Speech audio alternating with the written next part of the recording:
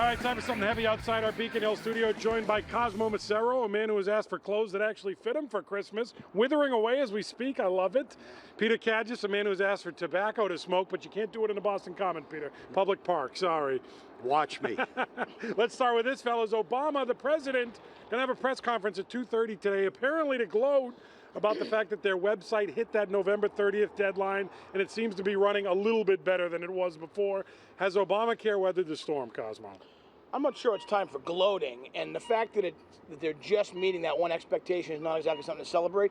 I don't really think that they've weathered the entire storm here. There's still serious delays that people have had to deal with. There's people who will not be able to access that system for at least another year. I think it's still a terrible failure that they're trying to recover from, and this is not time for gloating.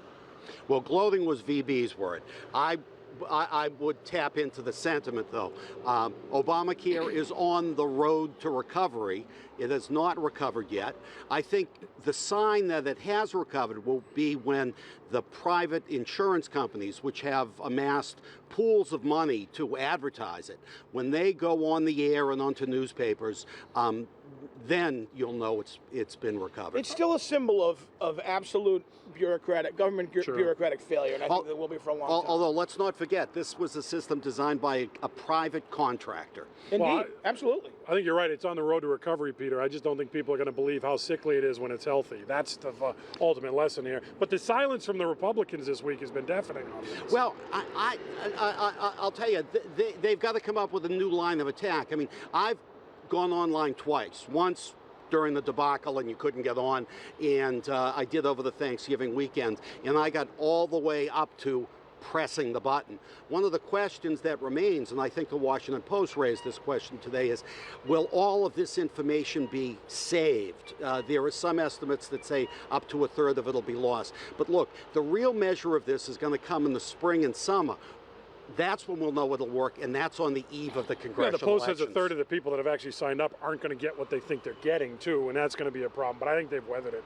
Next topic, Cosmo. Karen Polito, former rep up here on Beacon Hill, announcing today that she's going to be running for lieutenant governor on the Republican side.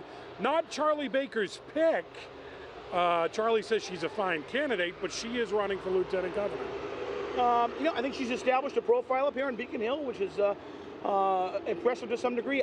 I personally always find it difficult to be incredibly moved by the lieutenant governor's race, but I think it'll be interesting. She ran a solid campaign for treasurer. She's been active politically with helping other candidates.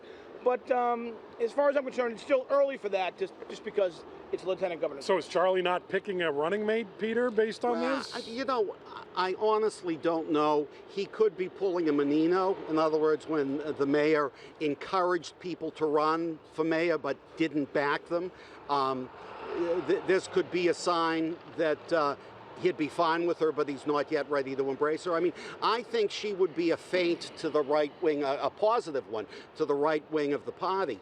Also, interesting news, David Bernstein, who blogs at Boston Magazine, has said that City Councilor Ariana Presley is weighing a run for lieutenant governor on the Democratic side. Quickly, one last topic. I just got one statement from each of you on this. Drone delivery. Ever going to happen, Cosmo? I think there's a few lonely women out there who are going to miss the UPS guy. That sounds like a yes. Listen, this was great public relations hype. The media bought it the first day. Everyone was saying drones, drones, drones. Now today there are the stories saying, well, wait a second, this is going to take a long time to come. It was just masterful hype. That's all. Never going to happen, according to you. Maybe someday. First delivery will be Spacely's Sprockets. I don't get that reference. Peter Kadgis of the... Oh, the Jetsons. Wow. You kids are older than me. What can I tell you? They're the elderly heavy hitters. The Fox 25 News at 8 starts right now.